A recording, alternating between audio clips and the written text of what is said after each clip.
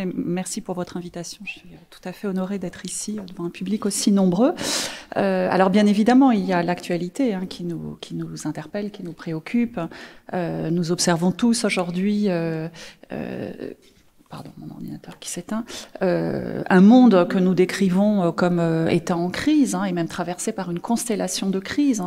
Crise environnementale, crise de nombreuses démocraties, crise humanitaire dans plusieurs endroits de la planète, crise des réfugiés, la liste est loin d'être épuisée.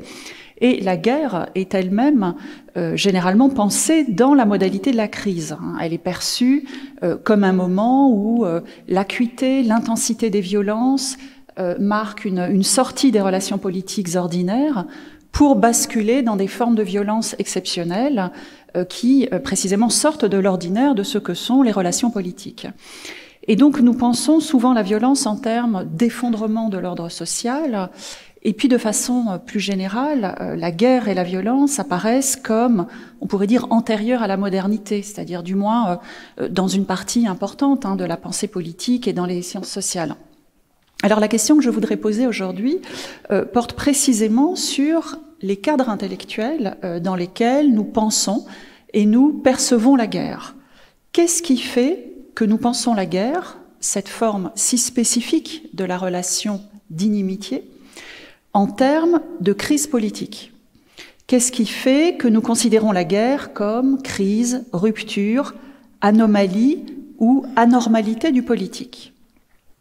Alors, je voudrais montrer une chose, une thèse spécifique, c'est que nous devons nous déprendre d'un cadre qui fait de la violence guerrière une situation de crise, de l'ennemi une exception, et par contraste, un cadre qui fait de la paix et de l'amitié civique une relation normale ou ordinaire. Et je voudrais montrer que nous devons penser l'ordinaire politique de la guerre et dans la guerre, et donc, en effet, comme est intitulé ce forum, penser jamais sans mon ennemi.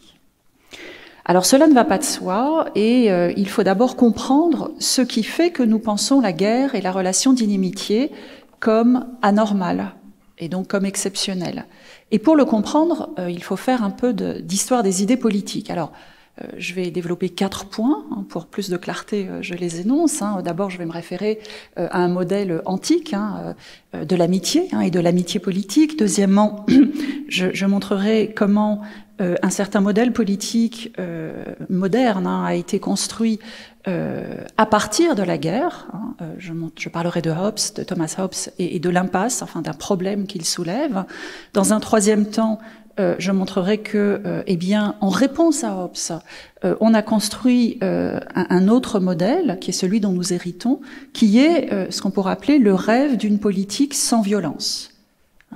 Et enfin, ce sera mon dernier point, je montrerai en fait pourquoi finalement nous avons besoin de sortir du rêve de la politique sans violence si nous voulons comprendre la guerre comme phénomène politique ordinaire et non simplement anomalie ou chaos. Bref, si nous voulons penser, décrire, analyser la guerre ou les phénomènes guerriers.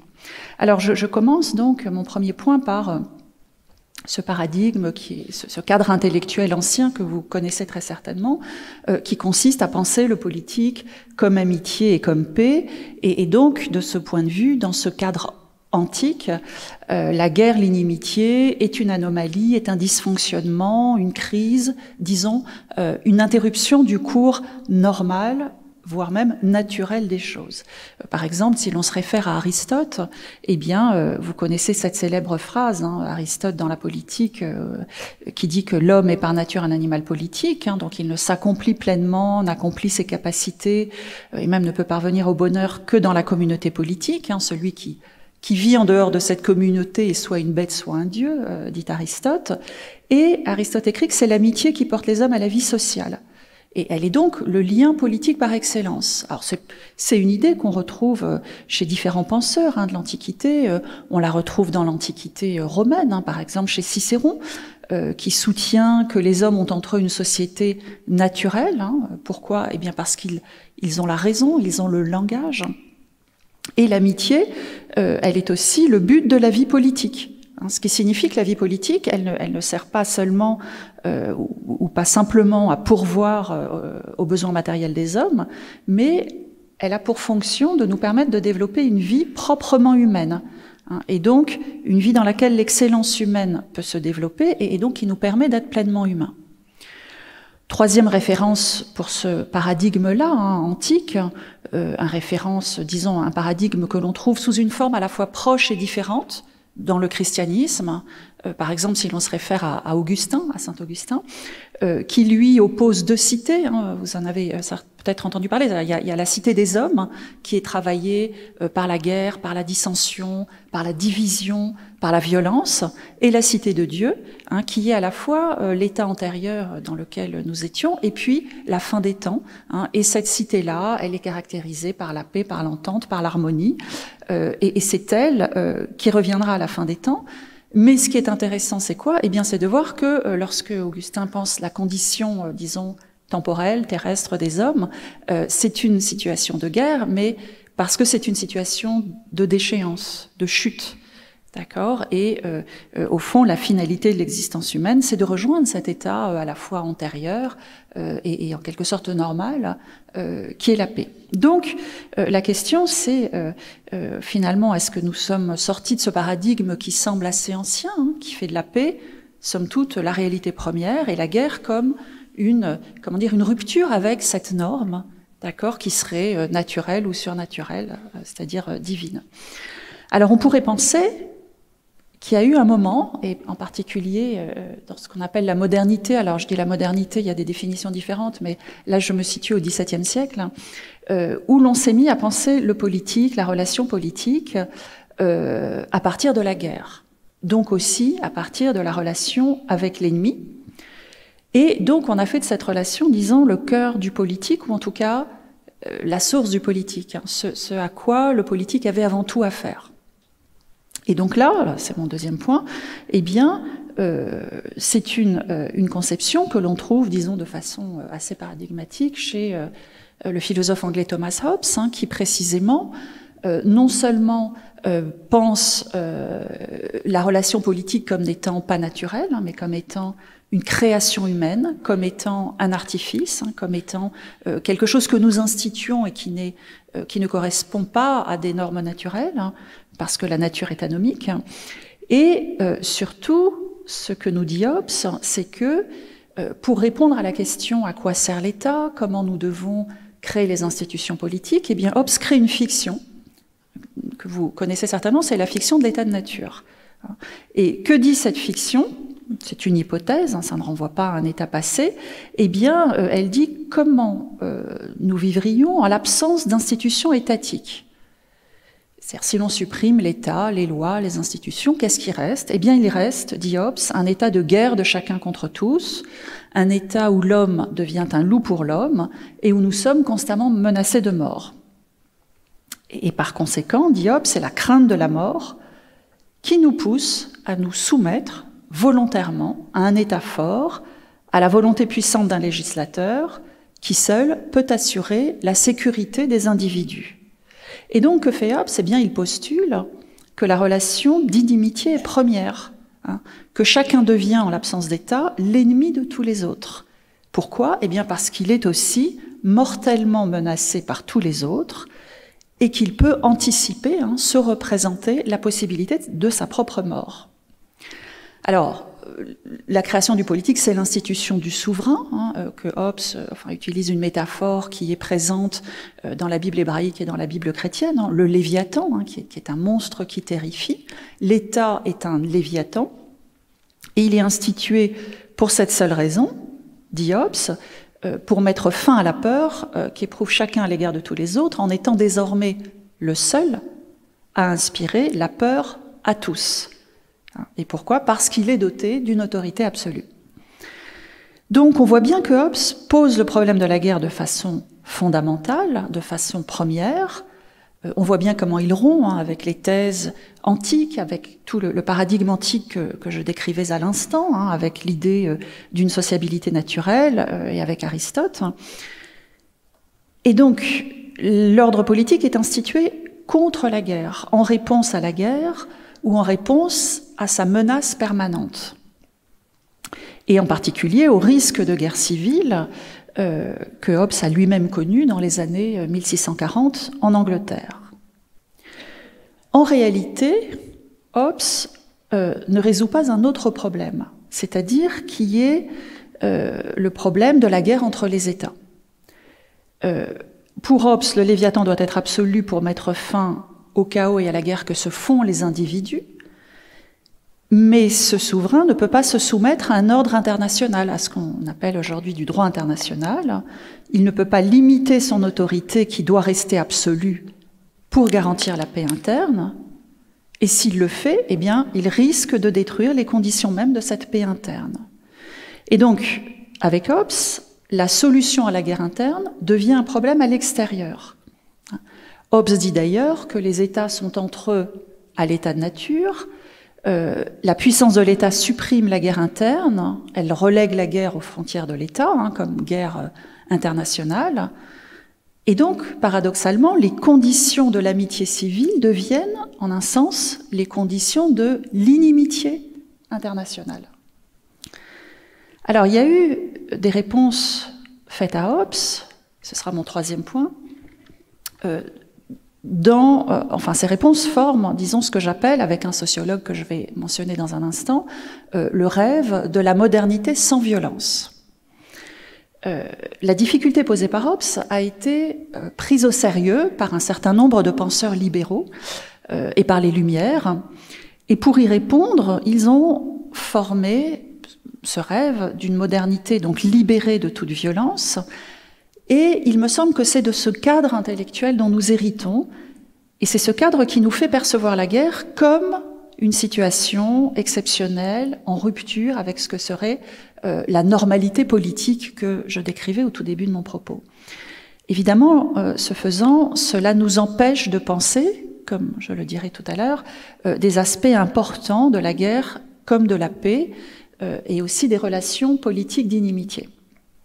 Alors, je voudrais me référer à un sociologue allemand qui s'appelle Hans Joas, alors qui est plutôt contemporain, qui est plutôt spécialiste de sociologie des religions, mais qui a aussi écrit un livre dont le titre en français, alors il n'est pas traduit en français, mais en français ça s'appellerait Guerre et modernité. Et Joas considère que la difficulté laissée par Hobbes, difficulté que je mentionnais à l'instant, a eu un rôle majeur dans la pensée des modernes, et plus spécifiquement chez les penseurs libéraux.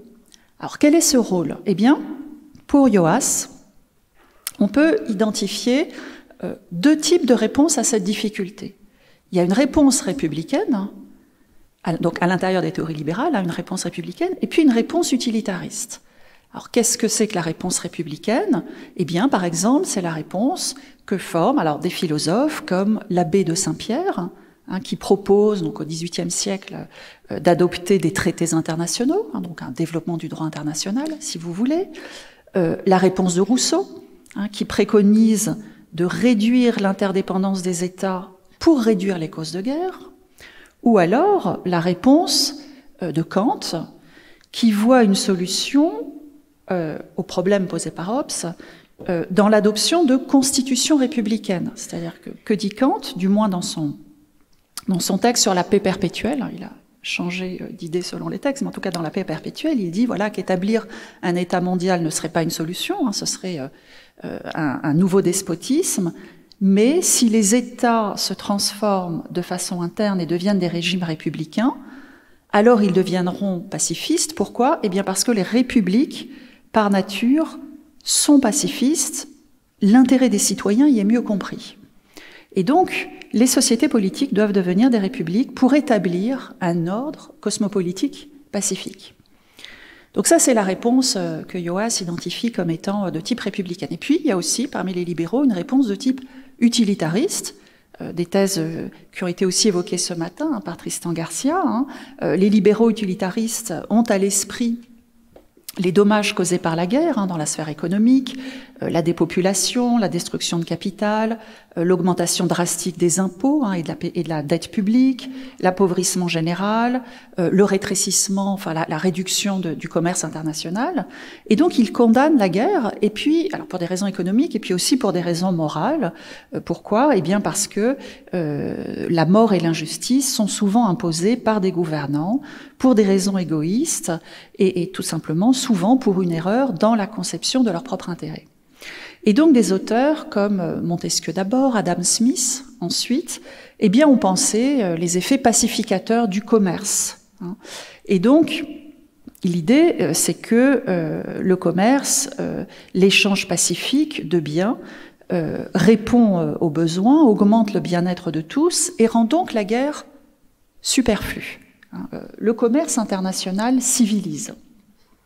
Et alors, évidemment, Hans Joas rappelle que ces conceptions ont aussi des faces sombres, c'est-à-dire que la défense utilitariste du commerce a mené disons, à pousser les États à acquérir des colonies, d'accord, et à produire ce qu'il appelle, ou ce que d'autres auteurs appellent un impérialisme libéral. Et la défense du républicanisme a conduit Joas à une sorte d'universalisme prosélyte, d'accord, par lequel on a défendu la nécessité d'interventions internationales pour établir des régimes républicains.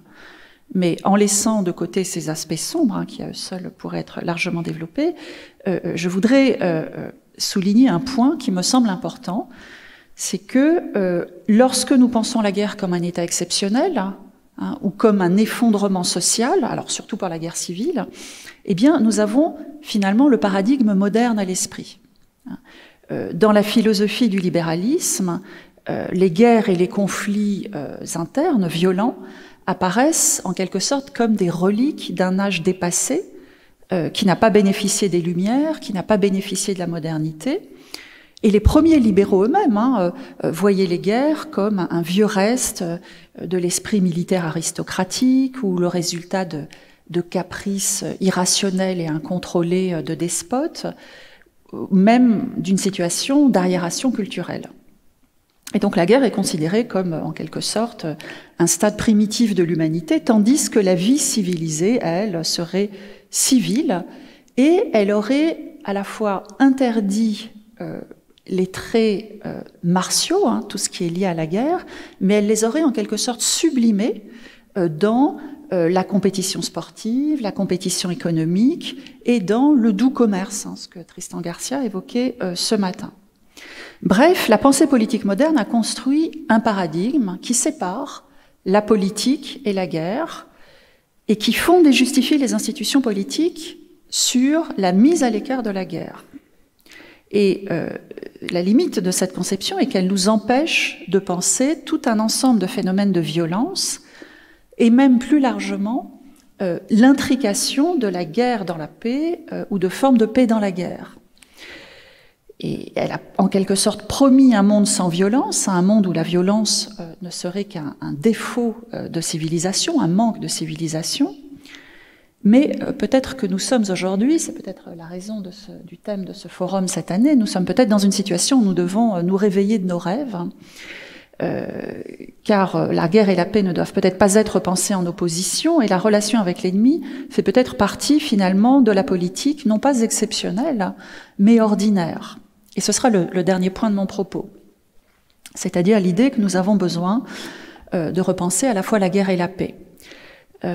Pourquoi ? Parce qu'il est difficile de penser la guerre comme un moment de rupture complète, de basculement radical, comme le passage univoque d'une relation pacifique, par exemple d'une amitié civique, voire d'une fraternité, à une modalité, on pourrait dire radicale, de l'inimitié, à une relation entre des ennemis absolus. On a donc besoin de penser ces passages de la paix vers la guerre, de la guerre vers la paix, comme constitutif du politique. Et cela, il me semble qu'on a besoin de le faire pour plusieurs raisons. D'abord, donc là je parle du présent, premièrement parce que il est difficile en réalité d'identifier des traits caractéristiques précis à la guerre. Alors on pourrait se tourner vers le droit international qui codifie justement l'affrontement armé.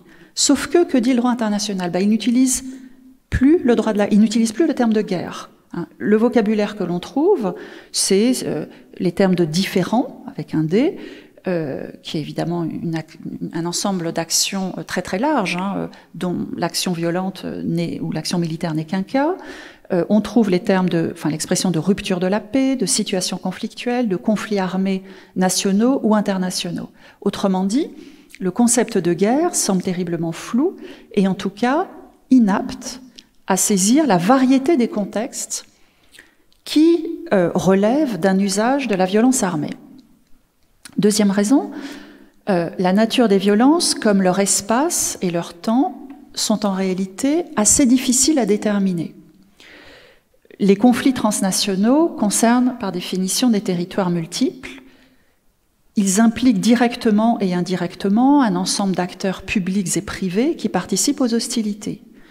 Dans le cas des guerres civiles, la situation est d'autant plus difficile à évaluer que la division est interne. C'est-à-dire qu'une guerre, on pourrait très bien se dire qu'une guerre extérieure peut souder une population tandis qu'un conflit civil la disloque, la divise. Mais nombre de conflits aujourd'hui peuvent être caractérisés comme des enchevêtrements de différentes dimensions qui relèvent de la guerre civile, d'insurrection, de lutte entre des groupes de diverses natures, d'intervention de puissances extérieures, comme aussi d'acteurs privés.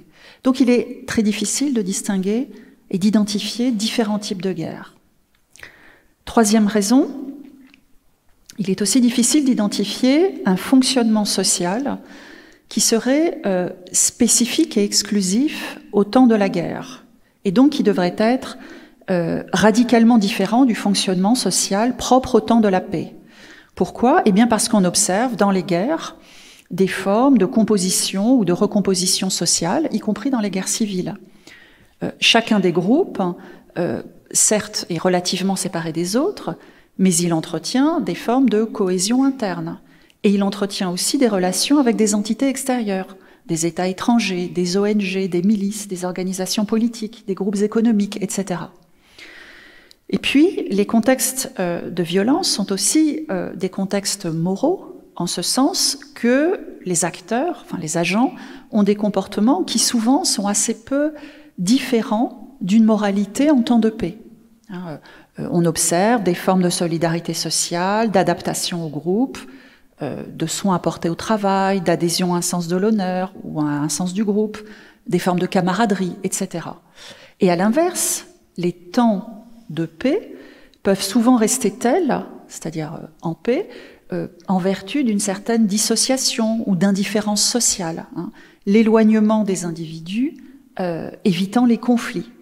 Et donc ça signifie que la guerre internationale ou civile, évidemment, ne se limite pas et ne doit pas être pensée simplement par ces formes paroxystiques. Les tranchées de la Grande Guerre, les nazis sur le front de l'Est, les massacres durant le conflit en ex-Yougoslavie, l'usage massif de la torture lors de la guerre en Syrie, etc. Pourquoi? Parce que la guerre obéit aussi à des logiques sociales ordinaires, et donc il est assez difficile de distinguer radicalement la guerre et la paix dans ces conditions. Et puis, quatrièmement, il est difficile d'identifier clairement les moments de basculement dans la violence et les moments de sortie de violence. Les moments de basculement dans la violence correspondent très rarement à un acte de déclaration de guerre, surtout s'il s'agit d'un conflit civil. Et de même, le terme, la fin des violences est rarement marquée par la signature d'un armistice ou d'un traité de paix. En réalité, les catégories juridiques coïncident assez peu avec les processus sociaux et politiques. Dans les violences guerrières, les commencements sont à chercher dans des processus sociaux qui sont souvent très lointains et qui sont bien antérieurs à l'éclatement même des violences. Et puis il en va de même pour la sortie des violences. Il est difficile de déterminer le moment, par exemple, où une pacification ou une transition politique est achevée, ou une société, où l'on peut dire qu'une société fonctionne selon un cours qu'on sera tenté de qualifier de normal, parce qu'en apparence, pacifié et réconcilié, voire démocratisé. D'abord, les contextes sont extrêmement différents. Hein. Celui de l'ex-Yougoslavie n'est pas celui du Rwanda, de la fin des dictatures en Amérique latine ou de la Syrie. Mais parfois, la transition n'est pas achevée. Parfois, il n'y a pas de réconciliation. Parfois, il n'y a pas de démocratisation. Donc, il est assez difficile parfois de savoir si l'on est sorti de la logique de la guerre. On manque de critères. Et puis pour finir, il me semble que nous ne devons pas plaquer une vision idéalisée de ce que doit être la paix après les temps, disons, de violence paroxystique, ou de ce que doit être le fonctionnement politique normal. Après tout, au sortir d'un conflit violent, en particulier d'une guerre civile, que signifie la réconciliation?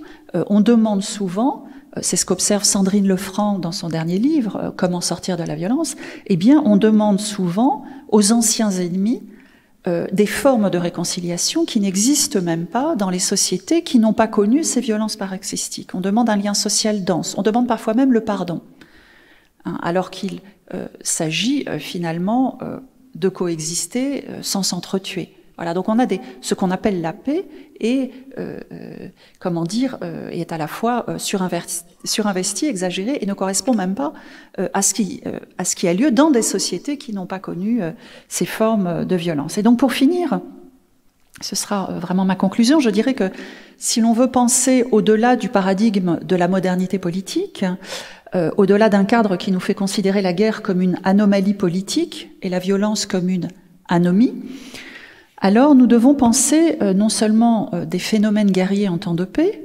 donc par exemple des formes de compétition hostile, de dissociation sociale, mais aussi des phénomènes pacifiques en temps de guerre, hein, des formes de cohésion sociale, y compris dans les guerres civiles.